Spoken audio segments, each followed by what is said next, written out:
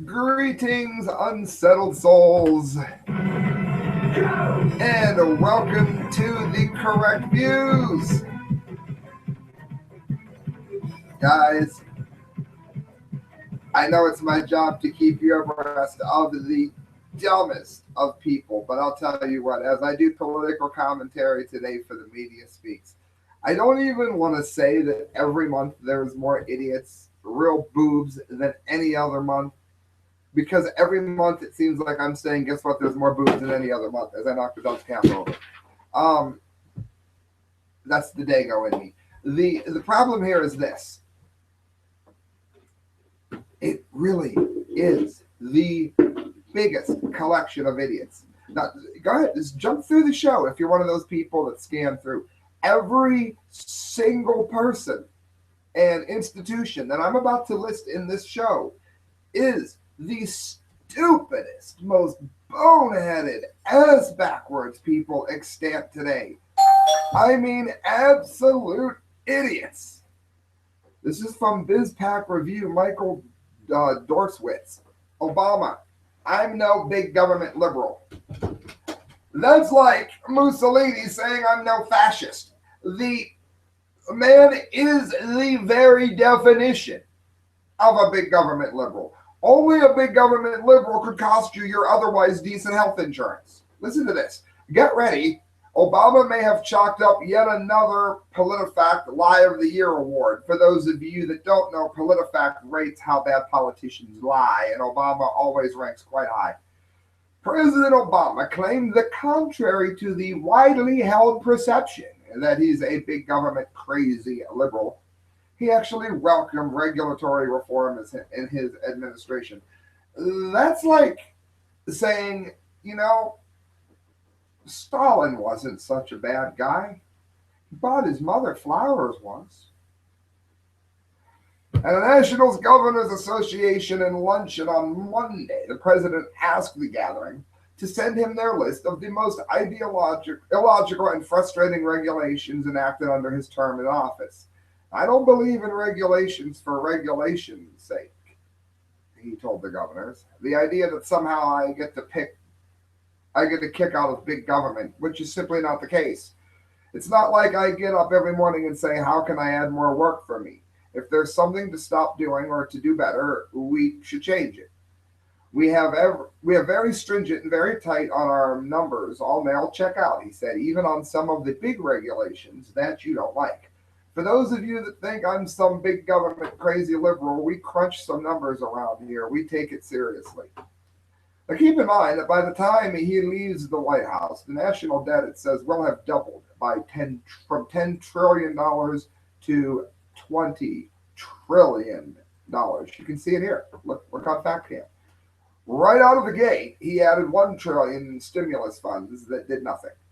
Regulations have spiked under him. It's destroying the coal industry, regulating small lakes, Obamacare. He's had a takeover of the auto industry. And he does have the Liar of the Year award from PolitiFact for a reason. Friends, EAG News Christian high school guidance counselor dons a hijab to welcome Muslims. Now, when's the last time you've known the Muslim community to don't adorn crucifixes to welcome Christians? Never happened. Kansas City, Kansas, North Kansas high school guidance counselor, one idiot Martha DeVries. She may have been well-intentioned, so I'm not going to hit her that hard on the show. There's even more bigger idiots coming, trust me. She decided to wear a hijab to work every Monday for 6 months because she felt compelled as a Christian to support Muslims. Two Muslim women from Egypt and India who recently penned an editorial for the Washington Post believes those types of efforts could be doing more harm than good. This modern-day movement spreads an ideology of political Islam called Islamism, enlisting well-intentioned interfaith do-gooders and the media into prompting the idea that the hijab is a virtual sixth pillar of Islam.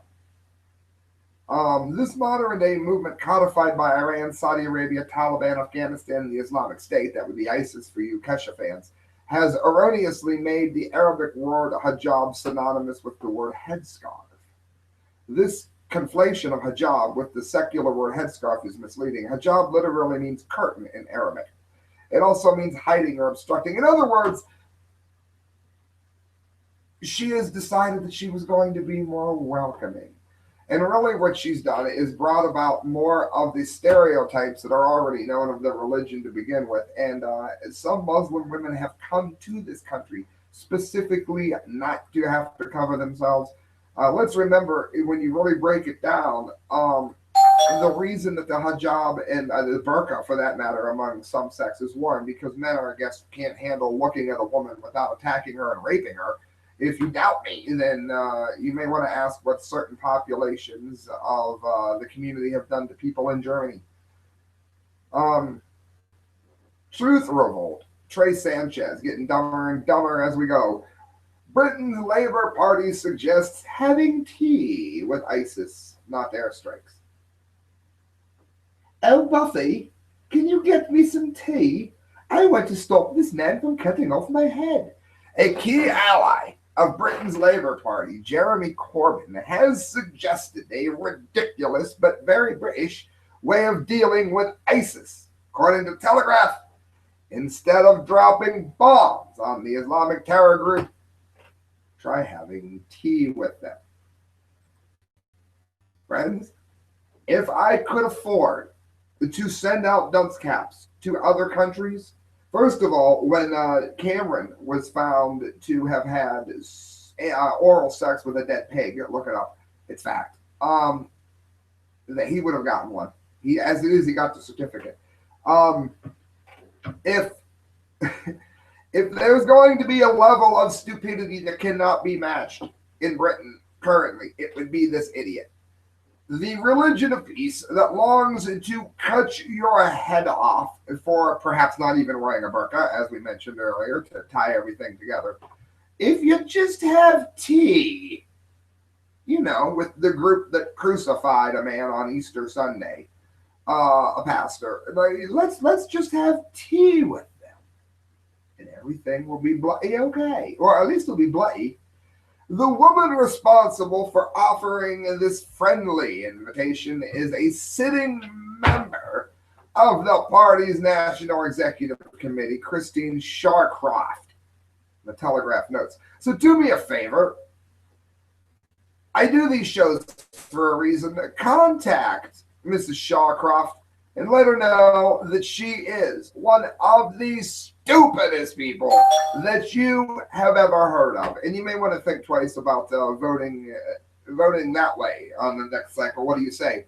And more from Trey Sanchez, Truth for Vote. The Huffington Post, which is a dreadful newspaper to begin with, and online magazine, whatever you want to call it, wants to correct the definition of jihad. In other words, it's best to just gloss over the fact that radical Islam is slaughtering hundreds, if not thousands, of people. ISIS has struck again, this time in Brussels. Thankfully, the Huffington Post recently released a video asking 5 Muslims to explain what jihad really means. Keep this clarified definition in your mind during news reports of the latest ISIS bombing. Sitting with a handful of hand-picked young Muslims, including 2 editors at an outlet, an imam, and a comedian, Huffington Post asked for their reactions to simply hearing the term jihad, and here's what some of them said. When I first heard the word, I got defensive. I'm like, no, it's not what you think. I just sort of seize up. It's upsetting. Very grossly misunderstood and misrepresented term. They were then asked how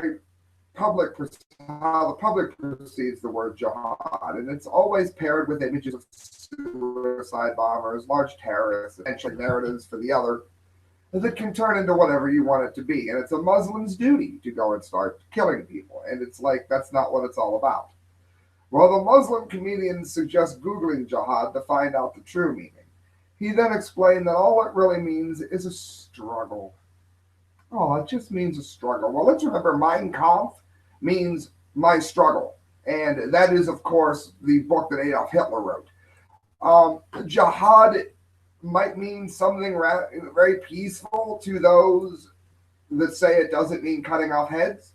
But there are a very large number of people to whom jihad means cutting off the head. And you changing Huffington Post, you changing the definition, it's laughable. It's going to do absolutely nothing. Zero hedge. As we get dumber and dumber and dumber and dumber, I want you to contact these people that I'm letting you know. Let them know how stupid you found them to be. Egyptian playing a hijack by a lovesick idiot demanding to see ex-wife in Cyprus. The reason, besides it being overseas, the reason I'm letting a little bit of leash go on this individual is that obviously the despair of this man has completely broken his mind. He's more sick than stupid, but we're going to go with it anyway.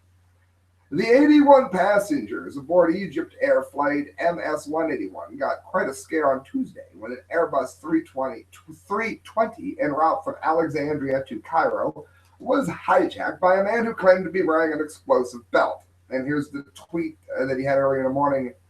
It's officially been hijacked. We'll publish an official statement from Egypt Air. Now, one of the idiots, I should add, that were on board this plane took a selfie with the hijacker. Just to the side as we talk about idiots here. Given recent events, it was only logical to suspect that we'd be talking about Egypt Air as the latest string of tragic attacks by ISIS militants. No, fortunately, that's not the case. Mustafa was sitting in seat case 38, and apparently he threatened the pilot, Omar Al-Galmar, with an explosive belt. The Egyptian authorities were immediately skeptical. As you can see, I'm going to put it here on a fact cam and on a screen share. You can tell right away it's not real, but you have no idea what the man actually does have in there. I mean, who knows? You don't want to get splashed in the face with acid either. Not that it's very easy to get acid onto an airplane, but you know what I mean. You err on the side of caution. But there the guy is. Wanted to see his wife. He says he's not a terrorist. He's an idiot. He wanted to see his wife, so what he did was hijack an airplane. And she was being brought to the airport for negotiations. He also wanted 63 women in prison in Egypt to be freed. Pending those demands, the co-pilot and 3 passengers were still being held on the plane. Pure genius right there. Lee Rockwell blog, Daniel McAdams. In Syria, Assad liberates Palmyra while the CIA battles the Pentagon. What you basically have here is the United States, your tax dollars, mind you, sending money overseas to help people that mere months later are our enemies and we're fighting. The big news out of Syria, it says over the past weekend, a couple of days, has been that Syrian government forces, with the help of Russian military, have taken back control of Palmyra from ISIS. The fall of Palmyra and subsequent destruction of the spectacular Roman ruins there by ISIS horrified the civilized world. It goes on that the U.S. government had claimed from the beginning that the Russians were not targeting ISIS at all, but only the moderate rebels supported by Washington. That line now stands bare in newly liberated Palmyra and onward as Syrian government troops aided by the Russians speed eastward toward the capital and the Islamic State of Raqqa. Goes on that meanwhile, the 5-year U.S. regime change effort in Syria chugs along in a very different way. And we learned from the LA Times report yesterday that the U.S. is now at war with itself in Syria. And they say that we dislike Obama because of the color of his skin. You know, the color of his skin might be the only reason I don't dislike the man for. I could care less what color his skin is. He doesn't have anything in his head. When Syrian government troops and Russians are dealing the death blow to ISIS in Syria, one set of rebels supported by the Central Intelligence Agency is at war with another set of rebels supported by the Pentagon. That's right. While the Syrian government troops and the Russians are dealing the death blow here, apparently for the past several months, CIA-backed Fursan al-Hajj and Pentagon-backed Syrian Democratic Forces have intensified their war against each other. According to Adam Schiff, a staunch interventionist finds the situation an enormous challenge, adding that it's part of the 3-dimensional chess game on the battlefield. No, It's a sign that whether you like him or not, Donald Trump is painfully right. We need to get the hell out of this area. And this has been said by Ron Paul and people on the libertarian mindset as well. If you hate Donald Trump, but you agree that he's right on this, like all thinking people do, then vote for Gary Johnson. He'll get you out of this mess. And that's what we need. Before we get to the absolute final stretch of dummies here, let's go to Breitbart. Rebecca Monsauer. GOP establishment elites discuss how to stop Trump and says that all he has going for him is the votes. Now, do you understand what that means? It means that they're saying the only thing he has is the support of a majority of you and I and other people. But that doesn't mean anything. That's all he has, as if it's utterly worthless. At a private luncheon in Washington, D.C., a group of GOP establishment figures gathered to lament the rise of Donald Trump. Now, Donald Trump has pulled the party together and brought people into it in droves. Christelle was a Democrat when I met her. She became a libertarian when she realized what was going on in the world, as you will too if you look it up. She switched ever so briefly to Republican for Ron Paul, and then is currently with me on the Let's Go Trump efforts here. Well, if we're cheated out of who we voted for, we're not going to just vote for whoever you tell us to. Christelle and I, for instance, are going to vote Gary Johnson for sure. Then don't tempt me. I did it last time. I interviewed his running mate for a half hour, Jim Gray, one of the most intelligent, well-spoken, friendly interviews I've ever done. Rick Holt, major GOP fundraiser, says everybody around this table that I know, we've been in every presidential campaign since 1980 to various degrees.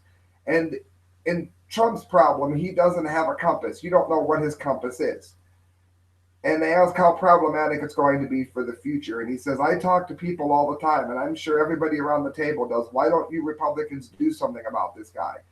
And he says it's not the Soviet Union. But then he goes on to say that the only thing Trump has is votes. You can see it there on FactCam. I'm not going to read the whole thing to you and bore you out. Hit pause. I'm scrolling it slow if you're on high def. Low def, do the same. You're at screen share. The only thing they have is your votes. And of course, that doesn't mean anything at all, does it? No, not a bit, not a bit. Friends, all of this is brought to you by Sticker Junkie and your donations. How can you donate to the show? The correct views at hotmail.com. Every penny that you give to me goes towards a better show, a much better show. And I use the money you give me for lights, computers, resources, study time. This takes hours to do, by the way, hours every day. I also want to give a shout out to Sticker Junkie, who supports the show. If you go to stickerjunkie.com, you're going to be thrilled that you did. And you're going to get an amazing discount. When you go there, let them know at checkout, say, hey, type in correct views. Type in the correct views. And you know what you're going to do? You're going to find that you just saved a freaking fortune. That's what you're going to find. Because they support the show, they support liberty, and they support the Dunce Cap of the Month, which we're going to go on with here. Now we get into the real idiots of the show. The first batch of runner-ups is done. The second batch of runner-ups will literally blow your mind that this is, in fact, how stupid people really are. DCWhispers.com, I think it's their first time on the show. Welcome aboard. Romney urges voters not to support Kasich 1 week after campaigning for Kasich.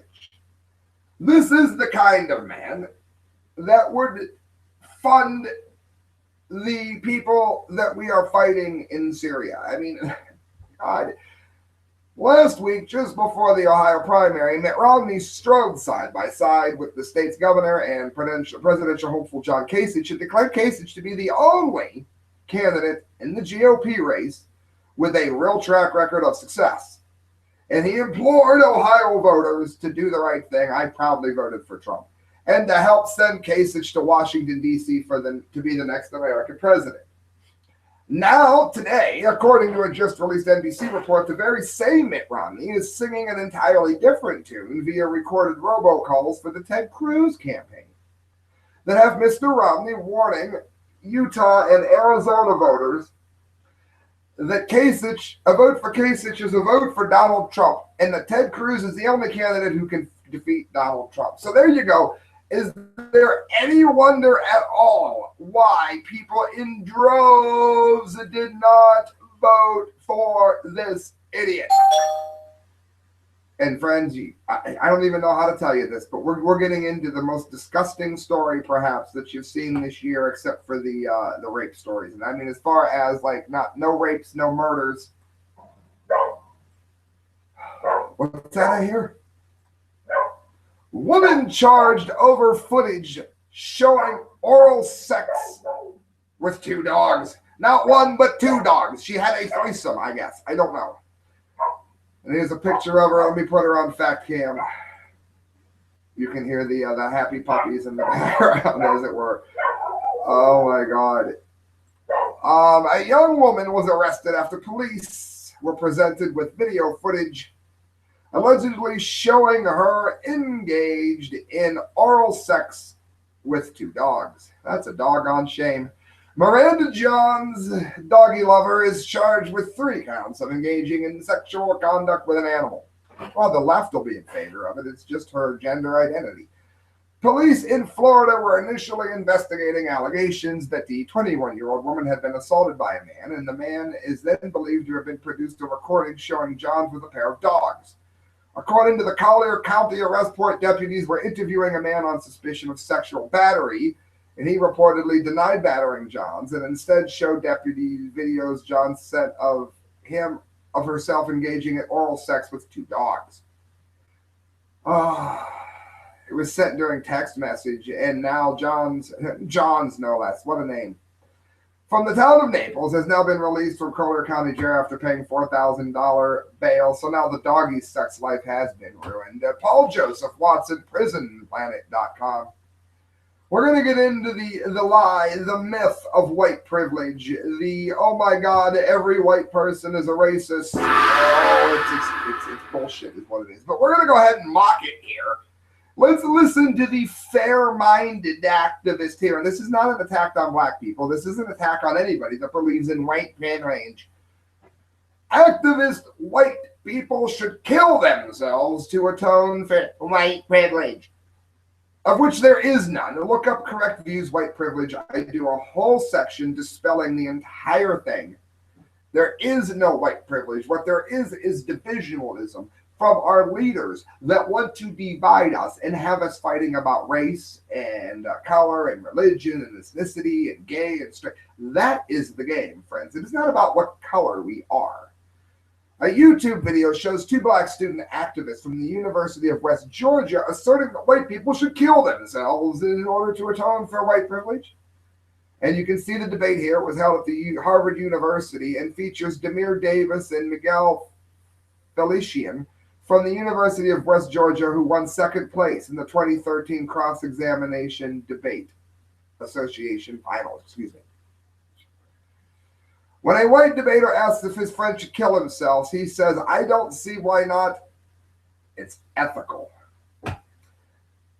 This is considered the great debating minds of our time. And I guess the brilliant debater couldn't be bothered to learn that almost all white people that are currently alive had no ties to slavery. For instance, I don't believe any of my family was even here yet. And if they were not rich enough to own slaves. You want to know who owned slaves? I can tell you. Rockefellers, the rich, the elite of the time, if you will. Let me be more precise. The elite, the 1%ers, were the people that owned slaves, many of which who have families that are still in power. It was not your average white guy. So get over it already, you bonehead. Your 15 minutes of fame is up because we realized you're an idiot. American University professor saying all lives matter is white supremacy. Yes, do me a favor. Make sure you get a hold of this school. This is Campus Reform Anthony Gakowski.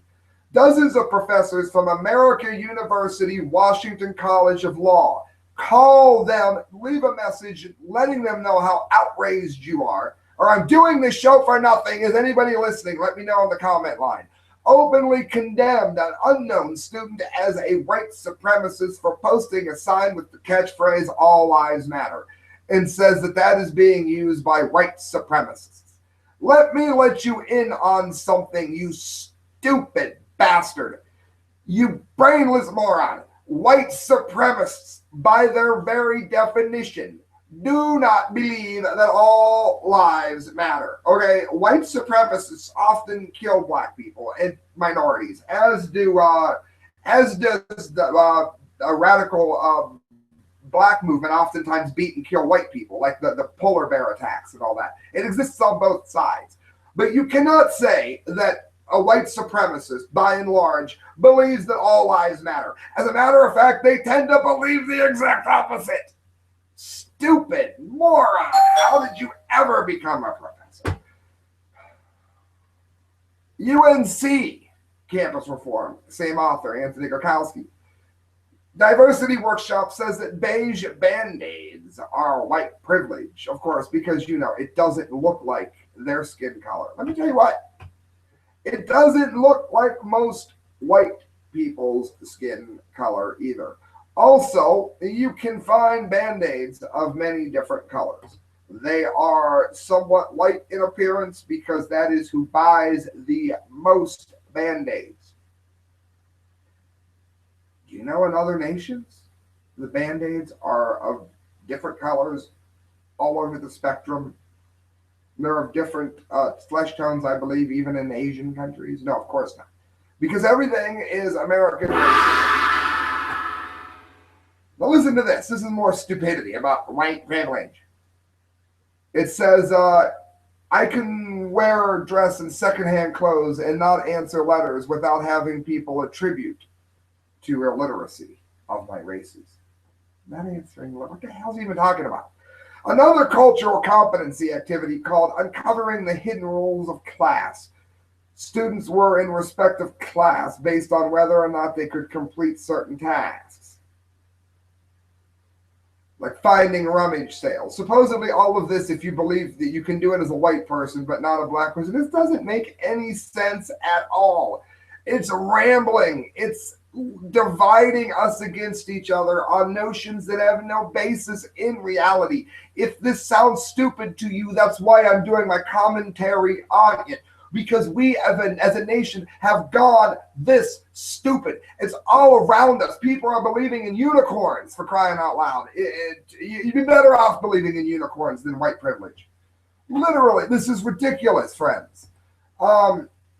Dozens of students in fear after Trump 2016 is chalked across campus.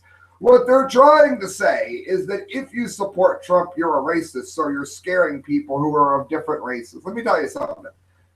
He is the front runner of the GOP, and he has zero ties to races. He is not a racist in any way. There is nothing unusual about supporting the front-running Democrat or the front-running Republican. The nation is roughly 50-50. So the fact that half the people would support Trump would obviously prove to you two things. First of all, that if there most people, I know I'm a libertarian, I get it. But for most people, there's only two parties. So it's not unusual that you would want Trump since he's leading one of them. Second of all, if 50% of the population roughly is supporting Trump, and you know that 50% of the population isn't racist, then you must know that he isn't racist. But no, several students at Emory University in Atlanta requested a meeting with the school's president after the words Trump 16 were scrawled across campus. Jim Wagner, the president of the university, said Tuesday that he had spoken with some 40 to 50 students after they claimed that they were triggered by the words Trump 2016 and other pro-Trump messages written in chalk. Or maybe if somebody writes, feel the burn, maybe the Trump supporters are going to feel triggered. They're triggered because we know that socialism under Stalin killed more people than the bastard Hitler did. That's communism. That's socialism. So maybe I'm triggered if I see the word fill the burn. Or see the words fill the burn. How about that? This is stupidity. There's nothing racist about wanting to know who is in your country. There is nothing racist about wanting people to come legally, and he's going to make it easier for people to do that and make it cheaper. But we do need to know who people are. If you don't believe me, ask Paris, ask Belgium, ask Germany. Steve Watson, Prison Planet, student president freaks out over Trump 2016 written on a whiteboard. Triggered. Oh, this is from Scripps College, California. Oh, call them and let them know that they have a bunch of wusses for students. Sent out an email headed racist incidents because someone wrote Trump 2016 and the student president promised the culprit would be identified. This is a racist act and is completely unacceptable. There's nothing racist about supporting a man who is going to do great things for all races. That would include black people. That would include white people, Asians, Indians. The man is not racist, but these people are stupid. Yes, I said it. Bernie Sanders decides to outdo all of everyone here on the racism stupidity update of our Dunce Cap of the Month show. Carmine Sabia writes for BizPac. Sanders steps in, declares the white people don't know what it's like to be poor. Well, I have Mayan Indian in me. I have Irish in me. I have Sicilian in me. English, Welsh, French. For the most part, I'm a white guy. My dad was an LPN, and we had a good standard of living until his degenerative disc disease got to him. He worked 2 jobs for a long time. My dad was not a slacker. My dad was a very hard worker. He got to the point where he could not walk. And prior to getting on disability, he was literally crippled. I mean, degenerative disc disease ate his discs and spinal system away. We became very poor very quick. I remember once he was literally crying. He was so upset that we got food from the church delivered to us. We were poor. When Dad got sick, we were poor. And even towards the end of his life, my parents got an infestation of bed bugs, probably from a taxi because they couldn't afford a car. And I mean, it swarmed the house. Mom had to move. Okay, don't tell me there isn't poverty with white people. I'm a DJ and I am low middle class, but I'm not starving. Okay, I'm fine. But I've been poor. Prior to this job, I was poor. I've had to go bankrupt, and I've never owned a car that cost more than $3,000. Maybe 4. I didn't no big screen TVs, no large living, none of that. None of that's poor. I couldn't eat. My wife and I barely ate. My first wife. We barely ate. I remember one day when I didn't get to eat at all. I couldn't afford it. It was terrible. It's bad, friends. If I was to lose my job now, I'd be in the same boat. And I guarantee there's a lot of white people listening to this that are singing the same sad story. But no. Bed bugs swarming your house from a city cab that you can't afford to get rid of does not make whitey poor. No, not according to the bonehead Bernie Sanders, which is why I can't imagine why anybody would vote for this cockroach. Bernie Sanders played an entire deck of race cards in one fell swoop at the Democratic debate Sunday night, but it was his take on poverty that earned a facepalm. The Vermont senator did his pandering best to wrestle the black vote away from Hillary Clinton by accusing police officers of terrorizing black people, the usual shtick. I'm not just talking about the horrible shootings that we have seen, which have to end, but we've got to hold the police officers accountable, he said. I'm talking about everyday activities where police officers are bullying people. But then he goes on, when you're white, you don't know what it's like to be living in the ghetto. You don't know what it's like to be poor. Do me a favor and look up 44703 because that's where my white ass was born at. And you know what? That's where my ass is at now. I mean, pure, absolute stupidity of the highest level. Plain and simple, friends. It doesn't get dumber than that comment. If you vote for him, this is the kind of class division that you can expect from Bernie Sanders. EAG News. Teacher forced to resign after student steals and shares nude pictures from her phone. They blamed the teacher for a thug stealing her phone and rummaging through her private phone data without permission. She got fired for it. I wanted this to be the Dunce Cap of the month. I really, really did. This and Sanders, I really, really was sold on them. But you'll hear with the last two stories that come after this that we do, in fact, have some great stupidity coming.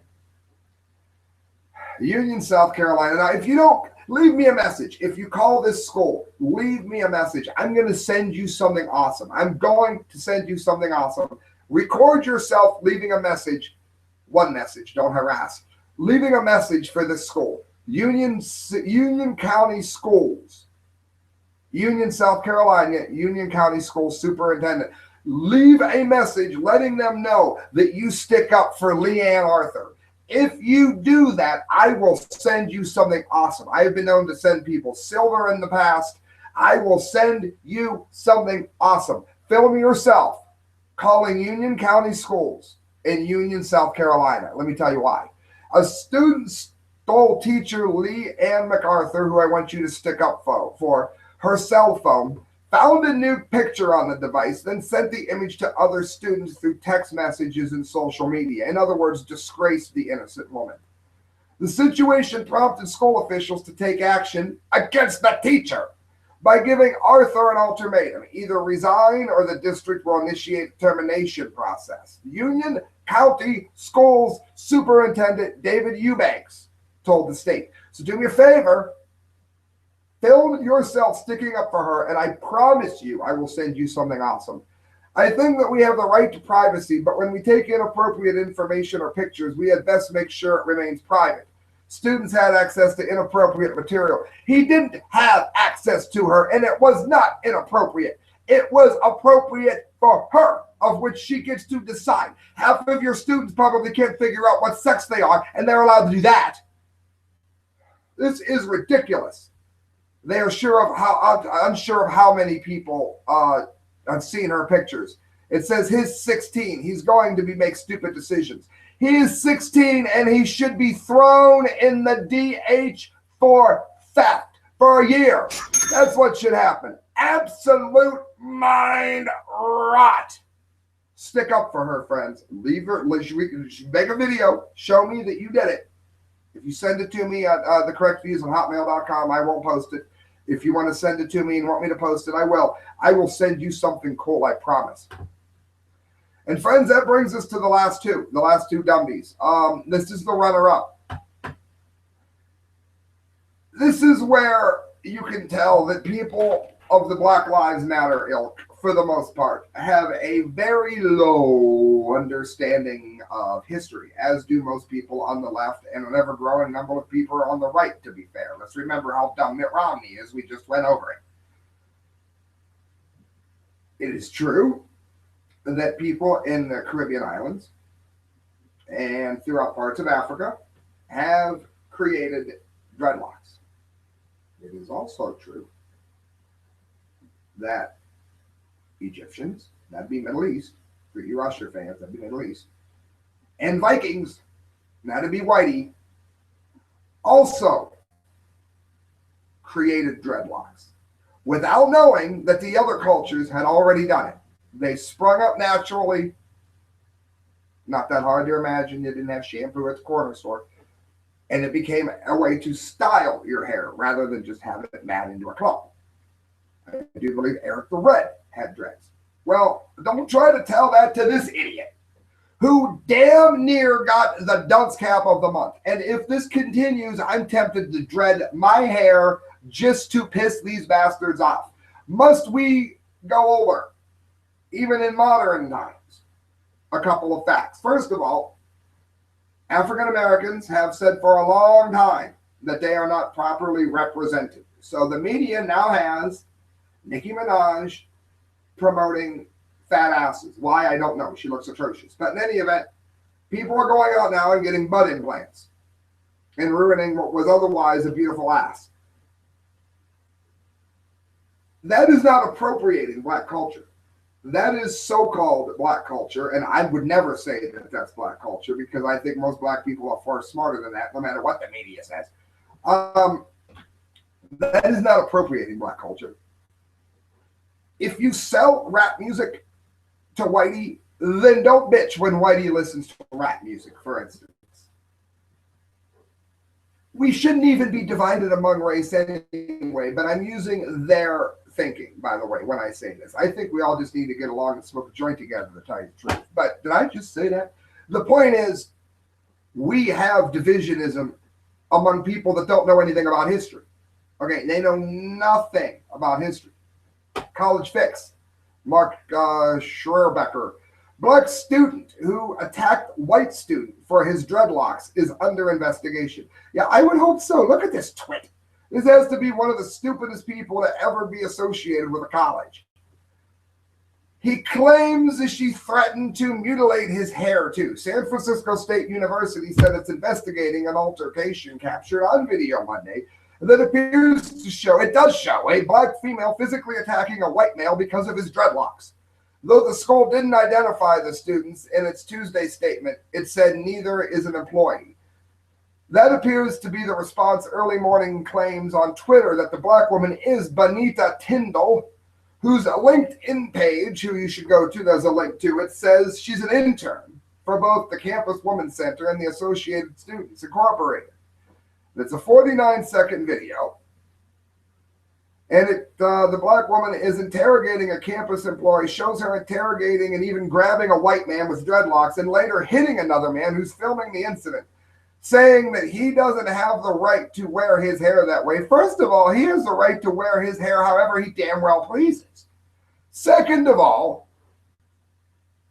Al Jorgensen, white guy, dreadlocks. Rob Zombie, white guy, dreadlocks. I mean, this is ridiculous.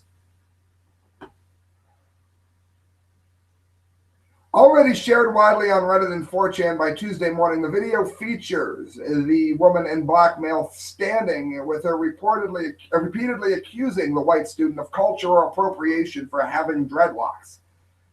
And he says, you're saying that my hairstyle, I can't have this hairstyle because of your culture. And she says, yes, it's an African tradition. And he says, do you know it was in the Egyptian culture? Are you Egyptian? He asks. Before saying, no, bro, you're not. Goldstein tries to get past her, but the woman catches his sleeve and drags him back. This hag needs to be thrown out of the school. Look at this. We're going to go to screen share here. You're saying I can't have a hairstyle because of your culture? Why? You know it was in Egyptian culture? Are you Egyptian? No, we're not. Are you Egyptian? No, but then you know what? You have no right to tell me what I can have. Huh? Yo, no, stop touching me right now. Get off of me.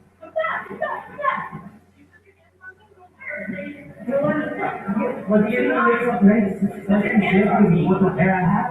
That's no reason, yo. I don't need your disrespect. I don't need your disrespect. Why are you doing this? Everyone safety. And they're, of course, taking the camera down. So this woman should be thrown out of college.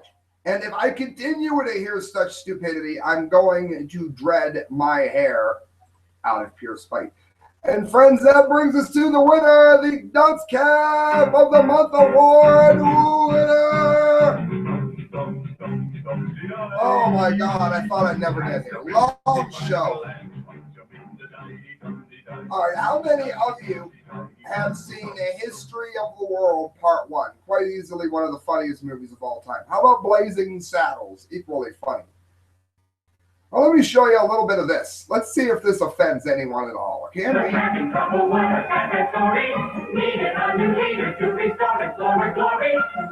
Look at this. Now look.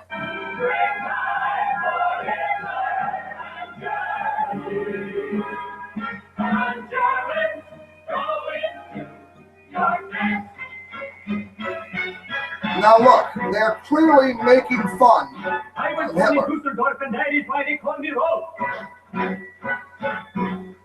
Don't be stupid, be yes, smarty, come and join the Nazi party.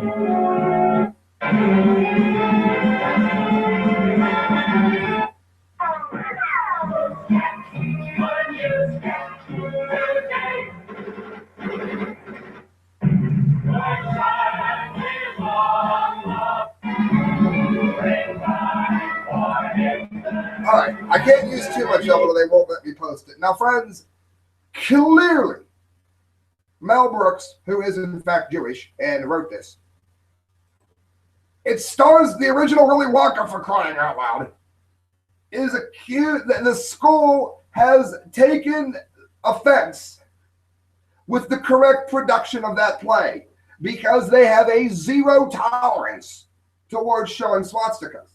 Even though the swastika, in the way they're using it, is making fun of it. It's like flushing a Quran down the toilet, if you will. It is not a compliment to the Quran to do so. Ask them. They cut your head off for it. Showing the swastika, as Mel Brooks did it, is and I'm happy for it, an insult to the evil, rotten swine that was Adolf Hitler. Okay? This is why the Dunce Cap of the Month award goes to Tappan High School. Because administrators, this is from Reason.com. It's an awful, awful site full of news that's usually half-baked and skewed to the left, but this is a must-hear. Have ordered the removal of swastikas from high school production of the producers, the now famous Mel Brooks film that makes fun of Nazism. The New York School District that oversees Tappan High School considers the inclusion of the swastika to be offensive and possibly a hate crime, regardless of the context. There is no context in a public school where the swastika is appropriate. South Orangetown Superintendent Bob Pritchard told the local CBS station. I'll tell you what, I'll extend it for a while. If you film yourself calling South Orangetown Superintendent Bob Pritchard, I will also send you something awesome. I promise you, it'll be awesome. Let them know that this is just pure stupidity. Let them know. Stand up for it. Let me know if you're even listening to this. The kids in the play had a different reaction. They said it's satire. It's not supposed to be taken seriously, said Tyler Lowe, the student performer. CBS notes that Lowe himself is a Jew. It's not surprising that the teens understand the play better than the district does. The plot concerns a pair of producers who put together a deliberately bad, patently offensive pro-Hitler play in order to profit from its commercial failure. They are thwarted when the play is a hit, and the audience assumes high schoolers aren't children. Presumably, they can participate in a play that concerns Nazism with somehow coming away thinking that Nazism is good. Similarly, it asks, can't the play show a swastika without anyone mistakenly believing that school is endorsing the symbol? Contrary to what the district thinks, context does matter. If a swastika appears on a Jewish student's locker, it's a hate crime. If it appears in a textbook, it's not. The danger comes when authority figures try to shelter kids from offensive ideas and symbols. It's better to let them behold the swastika and laugh at it than to live in fear of it. Makes sense to me, right? As Mel Brooks, the creator of the producers, said in a 2001 interview, I was never crazy about Hitler. If you stand on a soapbox and trade rhetoric with a dictator, you never win. That's what they do so well. They seduce people. But if you ridicule them, which is what this show does, bring them down with laughter, they can't win. You show just how crazy they are. And that, friends, means I have to show you the Dunce Cap and read you the award that is being sent to them. For those of you that don't know, I make these and send these out. Dunce. But then again, on the other side, Dummkopf. Where is it? Dummkopf and Dunce. There's a Nazi flag with a little school teacher looking person saying, must not mock. There's old mustache himself, Mel Brooks, unknown Nazi. I'm sending this to them, and I'm sending them this. The award. This Dunce Cap of the Month award goes to you, uncultured idiots at Tappan High School, for finding offense in a play that mocks the evil that was Nazi Germany. Ironically, giving a glowing example of why zero tolerance is never a good idea. You not only miss the chance to reach students with a bit of history about World War II, but you also seem to miss the fact that the writer of the play, Mel Brooks, is Jewish. You have managed to take the humor away, I wrote, for one of the funniest plays of the 20th century under the banner of political correctness that has gone from slightly outside the bounds of common sense and into the realm of the utterly stupid. I went on that you should not be surprised if someday Mr. Brooks should write a play about you, fools, because while many laughs can be found in such racist works as Blazing Saddles, Spaceballs, Robin Hood Men in Tights, and of course your recently ruined version of The Producers, you dim-minded hacks cannot seem to tell a parody from endorsement. You may find it worthy to look up how such comedic history is rooted in mockery as exists in the works of Charlie Chaplin, Laurel and Hardy, and even the Three Stooges, all of whom mock the Nazis on a regular basis in their works. We at The Correct Views would never expect you to know this or much else, and that is why you win the Dunce Cap of the Month award. Now, it looks like crap because my printer sucks. It's the producers in the back of this superimposed. It'll be on the thumbnail for the users that want to see it. Friends, that's it. Contact those people. Let me know you did it. Prove to me that you did it. I'm going to send you something awesome. And if you want to send me something awesome, you can do so at The Correct Views. You can hit share. You can subscribe. And if you're going to catch a ride anywhere, go to Facebook and look up Change Transportation. Let them know you listen to The Correct Views. Regardless of where you live, if you're hearing my voice, if he's got people in your area, you'll know you're going to save a fortune by doing this, friends. Good night. God bless.